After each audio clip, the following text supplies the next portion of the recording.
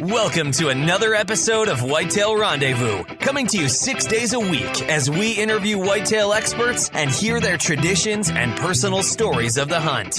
Learn more about the latest gear, discover proven tips, and the latest strategies so you can make your next hunt a success. Now, here's your host, Bruce Hutchin.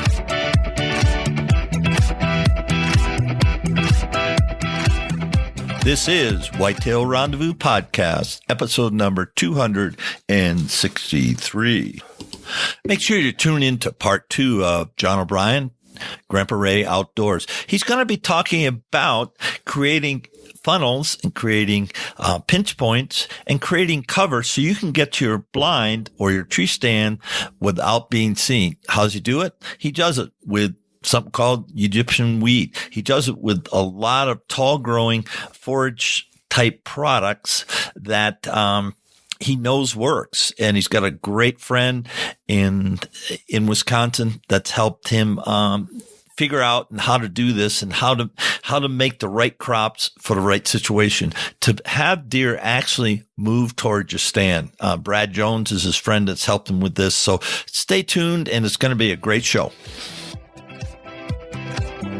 Hey, listeners, don't forget to text 33444 Food Plot for your free Food Plot ebook. Welcome to another episode of Whitetail Rendezvous. I'm with John O'Brien from Grandpa Ray, and this is part 2. We've got a really good show going. We got some good thought patterns on making deer go where you want them to go. It's in using forage and different types of crops. So, John, let's stay with what your buddy has talked about, Brad Jones, about how he moves deer or creates pathways and funnels and specific areas where deer are going to use. So then, he's got his stand set up pretty much maxed out. So let's continue talking about that. Yeah, and one place that I invited you to come visit when you come over into Wisconsin is a place called Drop Tine Hollow. There is some videos that we've put out there that we've showed people, and they were able to see how that was set up. And so a few little terms I'll use and trying to paint people a little bit of a visual just with words now is I love creating scrape lines, along the woods edges. Other reasons for that, but some people overlook. If you're planting corn and beans, think like a farmer again. When you plant corn and beans along those woods edges, which tend to be shadier, they tend to not do very well. You don't get much for ears, so on and so forth. Why do that? The clover blends will tend to tolerate that better. So, so that's another way of looking at it, trying to maximize the amount of forage that you're providing to your deer. So create those little edging, create some really good perennial forages, utilize that area to the best of whatever is able to grow. So having those scrape lines, and then I love, if you are going to be doing some screenings and that, there's people we will, put that, out there, and it could be, 30 yards out, which is something some people might want to consider is if they're bow hunting and their effective range, let's just say if it's 25 yards or 30 yards, maybe plant your perennials out to that point. So then when a deer is out in that field, and if they're just outside your scrape line, your perennial clover, your perennial legume blend, then it's easier to range those deer, if that makes sense. And it makes Yeah, that makes a lot of sense. And then a lot of guys I work with, if they do want to plant corn, corn can be an effective screening product. And think like a farmer again, and you should really rotate your corn and soybeans every year. So I have a number of people that'll plant strips, and if you do have slope, there's a term called you're a contour strip farmer, where you'll run, when you alternate the corn and beans, you're also being a conservationist where you're helping hold soil. And so you can run a strip of corn, and then the next strip be beans, and then the following strip again be corn, and and again use corn as a food source, a destination source, or even a screening source where depending on how your how your stand is laid out on your property, to help get you into the stand. So and as I talk to people, I like to have a third of my food plots be your perennials. I like a third to be corn or soybeans or a soil building type product. And then lastly, your brassicas. So one little thing that some people overlook, I actually do like to have my brassica blends that, especially if they have bulbs like your rutabagas, turnips, fodder beets, sugar beets, whatever people are using for winter bulbs, I actually prefer to have those farther out in the field, because that's going to be your winter source. It also is more of a cold tolerant source. And especially, when you're, hunting, bow season in earlier, the deer are going to be needing those clovers. They're going to be wanting to go after those. Then they're going to be moving into the beans. Then they're going to be moving into the corn. And so, I kind of like to lay out your food plots that way, starting with clovers, moving into your corn and beans, and then moving those winter bulbs and those cold season forages a little bit farther out in the field if you do have a larger size field. So do I need an aerial map or use Google Earth to make my hunt plan, my food plot plan, to take into consideration the things we're talking about today, making funnels out of crops and other, cover crops? Yeah, and there's so much technology out there. And when people call me, email me, which, I do this all day long, what I'd like to do is whatever they can provide, whether it be Google Earth Map, or I use an app myself that's called HuntStand. And HuntStand, I'm also able to look at, their properties if I can't get out there in person. It's got the measuring tool where I can actually, people, can even, do a lot of the work themselves and put their stand locations and do a lot of that and then email it to me, and I can see, where they're going to set their stands up and how the fields are, located, and then when they are able to, provide pictures, which you can put on that HuntStand app and get it to me, or even if they're sending, it's one thing to see, pictures from the ground, but when you also have pictures from the air, it gives you a different perspective. So, there's so much good technology. There's so many other apps that the people have told me they use, but I'm pretty partial to HuntStand, and I love it when people, provide me, their information where I can, give them a better recommendation based on those, technologies.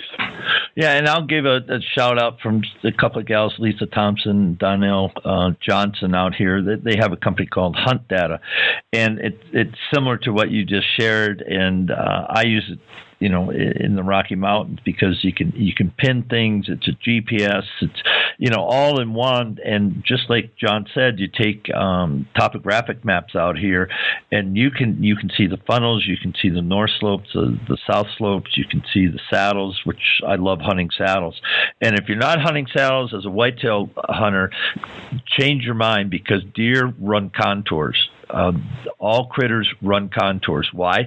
Because it's the easiest way from A to B, and they're no different than you and I.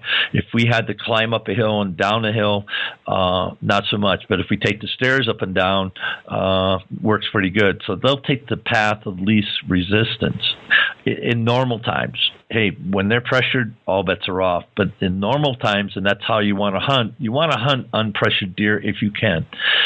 Some people have to go on public land, and even there, you can find out, if you do your scouting correctly, you can find out the places that people just won't go. Here go. That's where you put your stands. So, John, let's continue talking because you brought up some things about using garlic for flies and worms and stuff. I didn't even really understand what you're talking about in the warm up. So let's dive into that for a few minutes. Yeah, in my background, as I talked about, nutrition and also managed intensive grazing. So there's a lot of things we've been using for many years that very few people are aware of in the hunting industry. And again, garlic, you brought that up. My ultimate deer mineral and my ultimate attractant and my cover scent all have 5 different flavors. 2 of the ones I will tell people about are anise, because it's pretty obvious. People can smell it, and it's a natural attractant to all animals. But the other is garlic. Garlic is great for immune system. Garlic is what we will use for people where it's legal to be using supplemental deer pellets. We actually, during the summer months, will put an additional amount of garlic into the deer feed, and it will help keep the flies and the ticks and then off their back. A guy that I had this conversation with a couple times here at different shows, I won't use his name, but somebody a lot of people know of, works for one of the most high-profile archery companies out there. He's got guys out there and that are making claims that they're seeing tremendous growth on their deer by using worming and insect control. I agree. And it's a huge factor, in the cattle industry. So, for example, garlic. Okay, we have in the deer mineral where it's legal using deer mineral. I've had people that are using a lot of that product that have said, you know what, their friends and them have noticed that they're not seeing as many flies on the deer's backs on their trail camera pictures. And so I was explaining to them, I'm like, nothing's a guarantee in life, but it definitely helps. Flies can cause a lot of issues, and I've seen, and you've seen pictures of deer that are majorly stressed from it.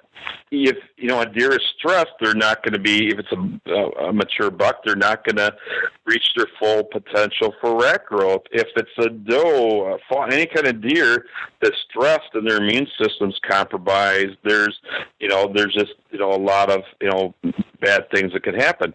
Another little part of the equation, garlic does have warming type properties.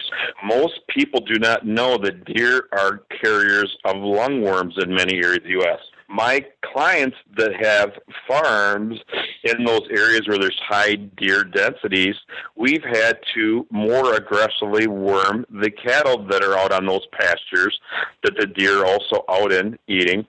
And so the one thing we will be doing a lot of educating with for people is what's something you can do, not just to help keep the flies off the deer's backs, but also have them be healthier by having a lower worm load. Would you like me to discuss a couple of those little Yeah. Let's keep, because this is something that nobody else has brought up on the show. So, let's keep rolling on that. Okay, we're legal again. There's blocks that are called safeguard blocks. A lot of people use them in the cattle industry, and they're very effective on lungworms and some other worms. So we're legal. That's a great tip for people, is go to your local farm stores and egg supply stores and see if they have any safeguard worming blocks, and that'll really help the cause. And there's another little trick for people that do have water tanks. For those that I've worked with that actually are piping hydrogen peroxide, food grade hydrogen peroxide, into the water systems, it will not kill the worms, but it'll help flush them through the system. So, one example. I worked with numerous people in the Amish community in the past. We would actually have them, and we'd measure out based on how big the cattle tank was, how much water's in there, and we would put so much peroxide in with the tank. And when they would have their horses drink the water, and if you would actually go and look in the manure of the horses, you would actually see not dead worms. They actually would be alive, but it would flush them through the system.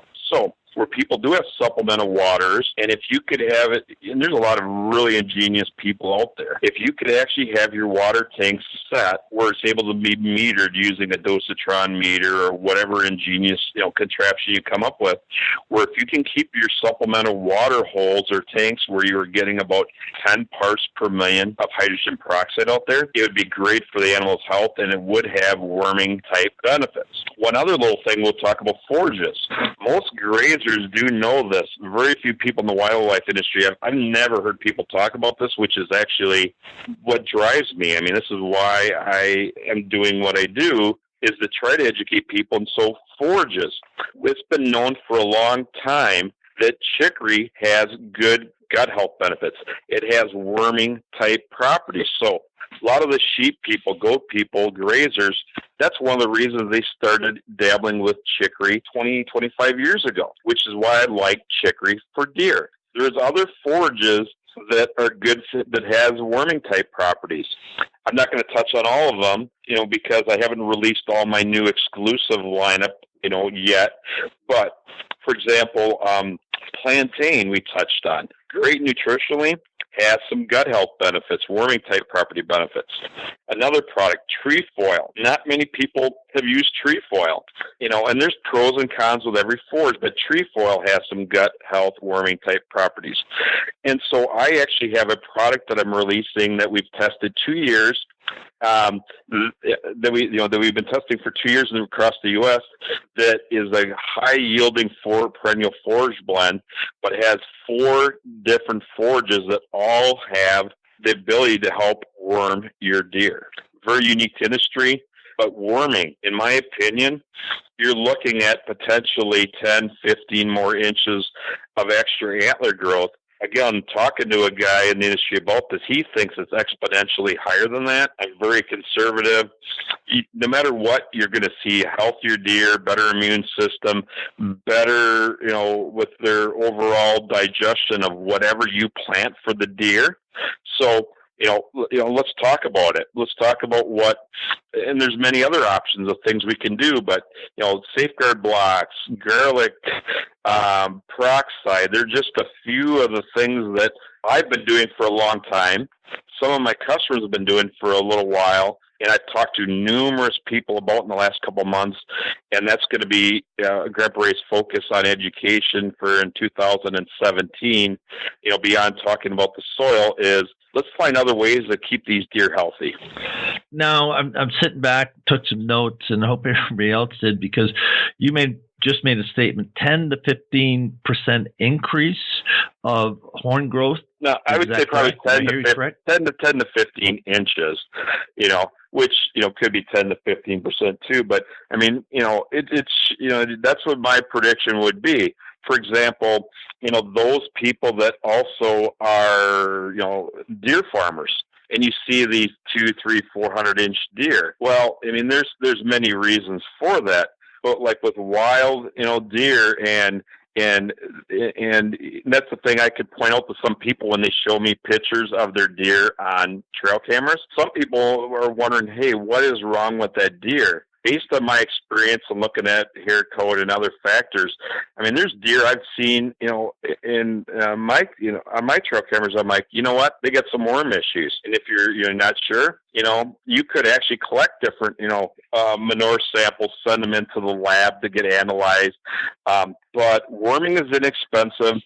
Lungworms are a bigger issue than most people realize, and even for, no matter if you're talking a buck or a doe or a fawn, same issues that happen to them also happen to cattle. And, most farmers that are grazers realize if you do not worm, there's not a lot of growth that comes out of it. I mean, you'd be losing 10, 15, 20% production if you have a high worm load. So it should also equate to deer. A little harder to, gauge, the cost versus benefit. But I mean, we do know that it is a big factor. Good. Folks, we're trying to get overall improved deer health. That's for, the does when they, in the lactose period, feeding their fawns. We want healthy deer coming out of the wintertime. We want bucks. They're stressed during the rut anyway. You and I know that because they're cruising. They're sleeping when they can grab a few winks, and they're running and gunning, literally. And thinking about that, all these little tips that John's sharing with you, that other people on the show have shared with you, all help give you a more healthy herd. Now there's some predation that you have healthy deer and you got more and more deer where you're going to have some predation. You're going to have some crop damage. You're going to have all these things, but that's where the hunter comes in and you help manage the herd. And that's what we're trying to do. You talk to anybody that knows anything. I think of Grant Woods and Matt Dye and the guys at Growing Deer TV. They talk about all the time, not just shooting big deer. They talk about a balanced herd, a healthy deer herd. You have a healthy deer herd, you have generations of great hunting. And some of you people already have that. Some of the listeners, you already got great deer because you've been doing this for a long time, what we're talking about. But a lot of other people say, gee, I just don't see the same bucks that Harry has over on his 80. The other thing is, if you have a healthy deer herd, it attracts bucks from the surrounding area. Why? Because the does are healthy. John, kind of spin that up a little bit, because a lot of people say, gee, Tommy's place down the road, he's always killing big bucks. I never see those bucks. Well, those big bucks are on his property, but they go to Johnny's just because he's got the healthy does during the rut, right? Yeah, well, I mean, and again, me as a consultant, I mean, whether you're talking your deer herd, goat herd, cattle herd, from early on, I've always said to people, what works for one guy doesn't necessarily work for the next guy. So then when people would ask, well, why does he have bigger deer than I do? Or why does he have more deer on my property than him? Well, it starts with the soil, healthy forages. They're more attracted to deer. So if your neighbor plants the same food plot blend they buy for me, why might they be by him? Well, it's because he's got everything balanced. Everything in life is about balance. So, it's just human nature. If your soil is balanced and you got the sweeter, more palatable, more healthy forages, where are the deer going to be? Are they going to be on his land or on yours? Okay, we all need water. Does he have water? Do you not have water? Could be as simple as that. And also, when it comes to to feeding, deer are going to be more apt to feed closer to water sources. It's just it's human nature. And and other little tips, healthy deer, healthy does, healthy soil.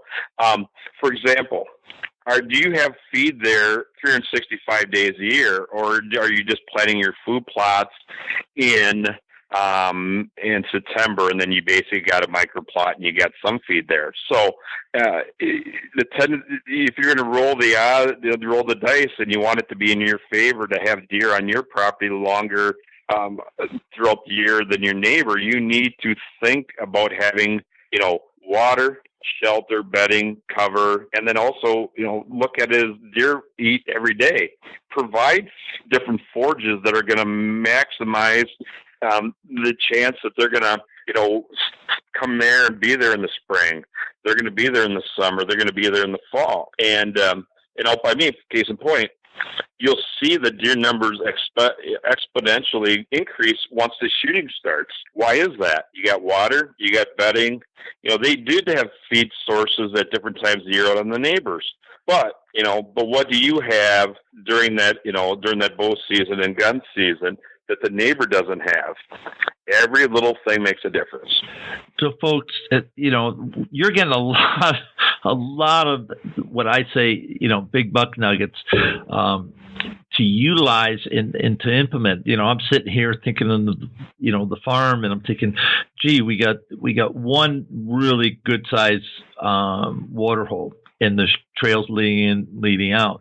But we could put out supplemental water holes, and I'm going to ask John his advice on that. How do we get supplemental water holes? Like, we've got one pond. It's not a water hole. It's a pond, on the property, and we got springs here and springs there.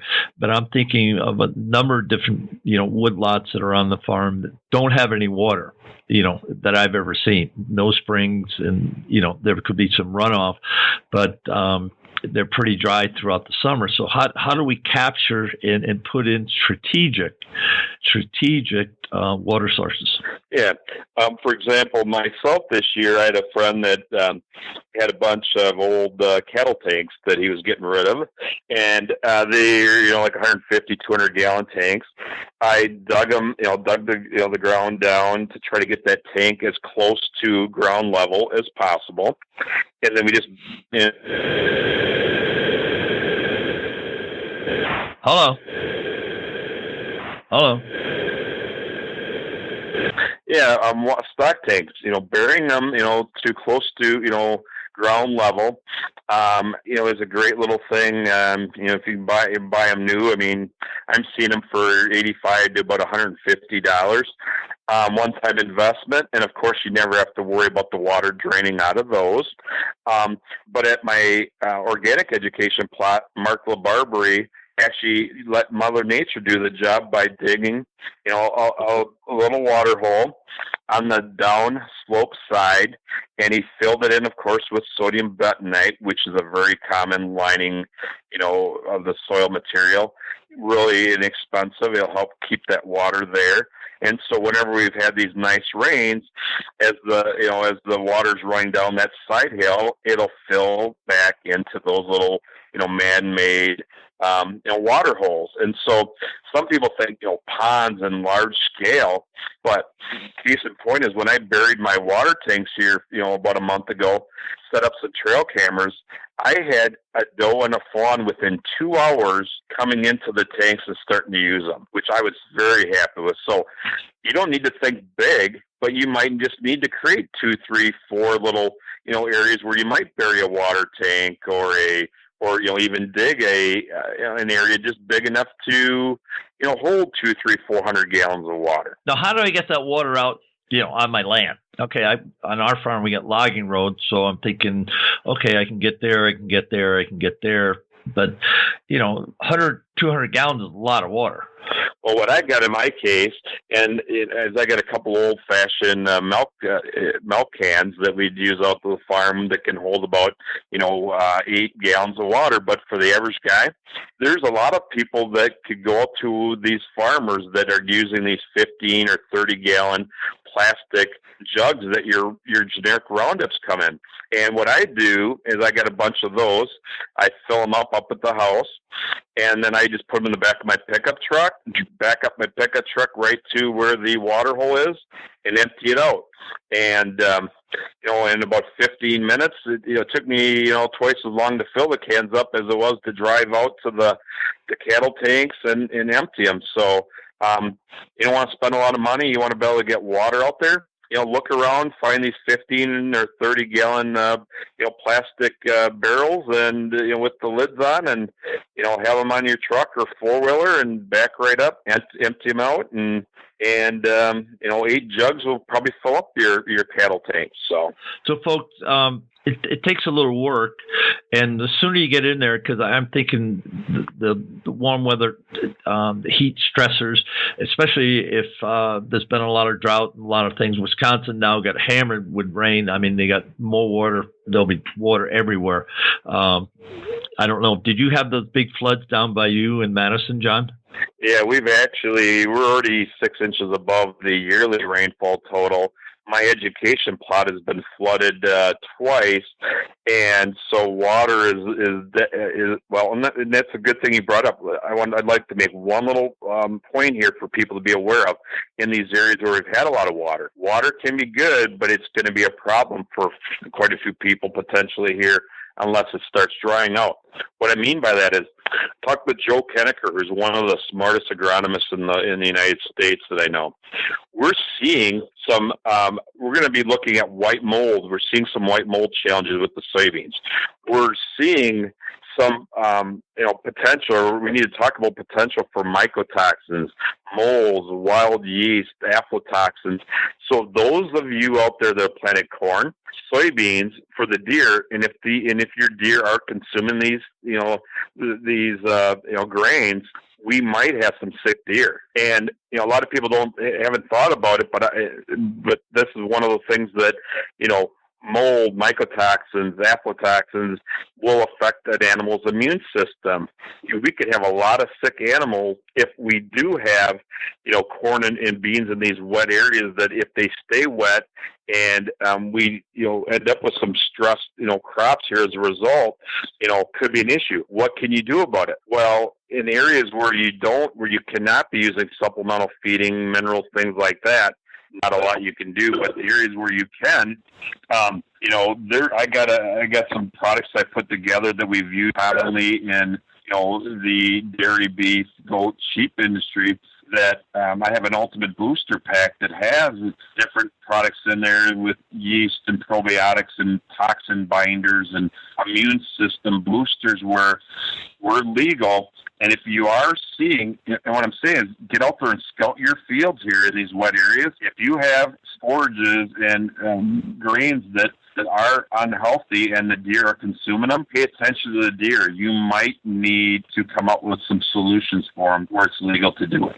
Okay, let's stay on the solutions now.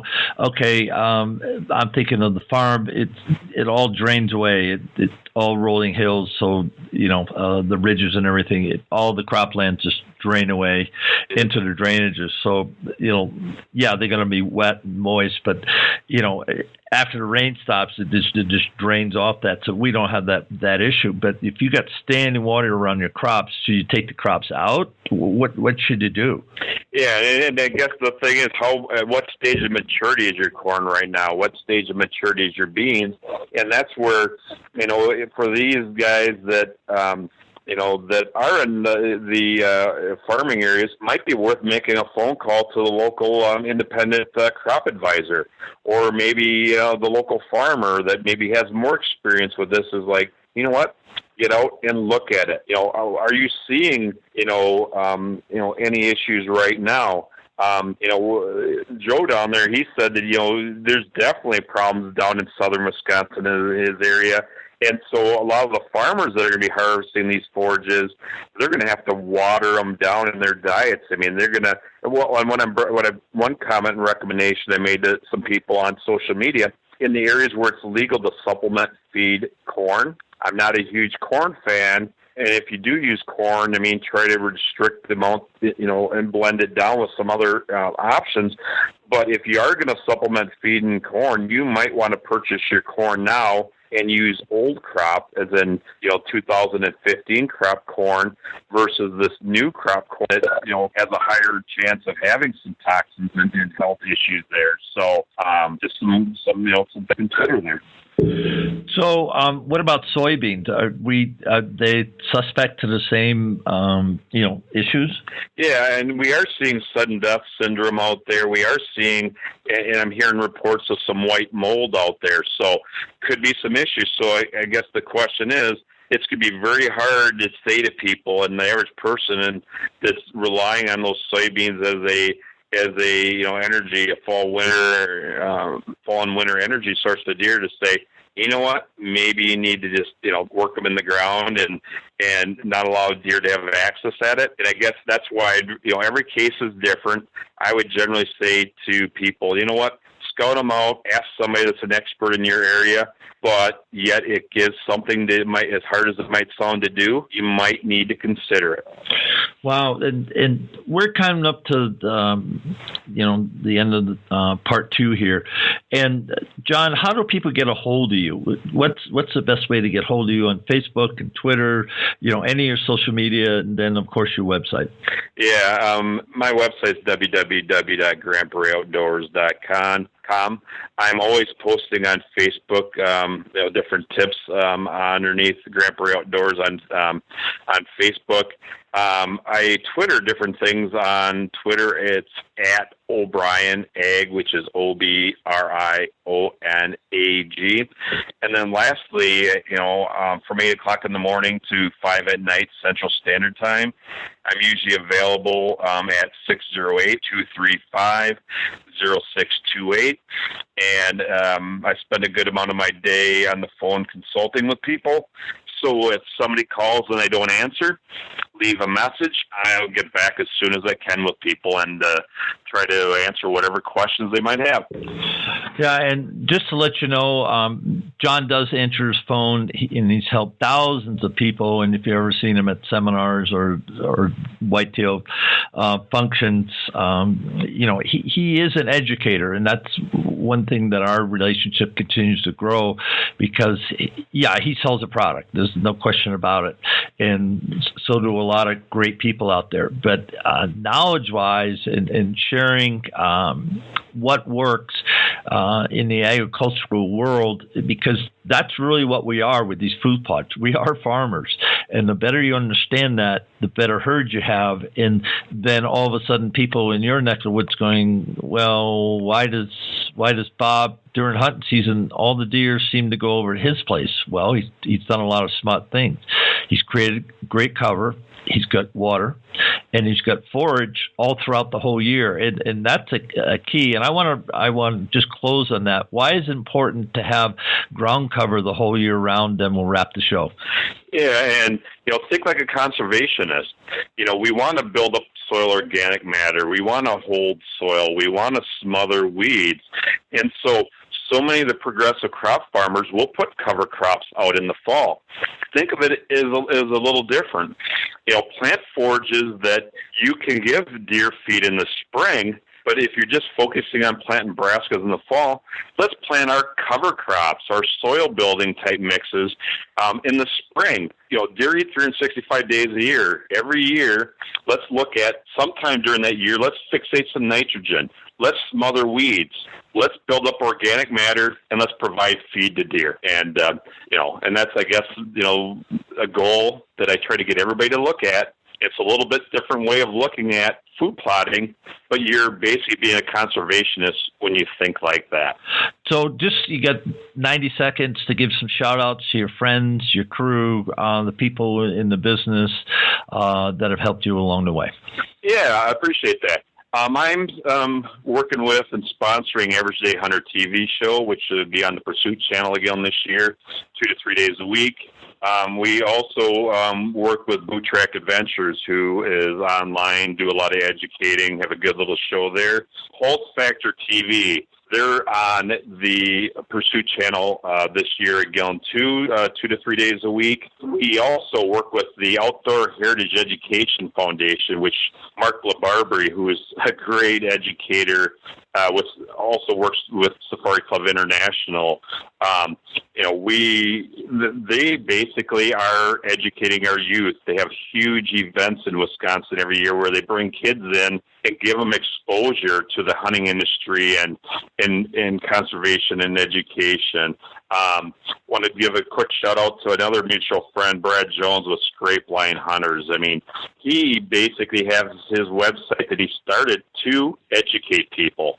So anybody I'm working with, which is the people I've mentioned, and there's numerous other people that are on our friends list on the website that you guys can check out. And I welcome you guys, we'll check them out and give them a shout out. I want to be around people that I work with and have relationships with that want to educate our youth and our future there. So, and that's why I'm working closely with those hunting shows.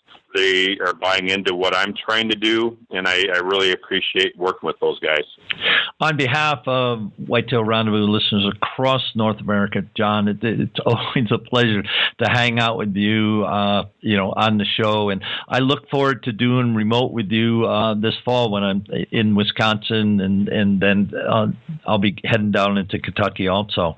And so I just want to thank you for bringing, good, solid information, and people, take heed and again, reach out to John either on social media, his phone number, which he graciously gave out, or his website.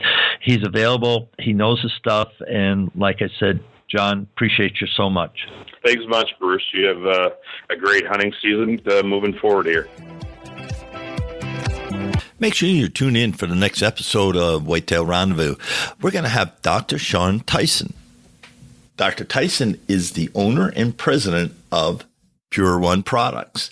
Pure One products are UV-free and odor-free. You can use them in the woods or in the marsh, and you're going to be surprised at the results. And he's got a lot of great stories how people have told him the difference that his products make. So tune in and listen up. Welcome to another episode of Whitetail Rendezvous. Today, tomorrow, next day. Thanks for joining us. Be sure to tune in tomorrow for another episode of Whitetail Rendezvous, where you can listen and learn from the experts so you can be more successful on your next hunt. Until next time, listen, learn, and succeed.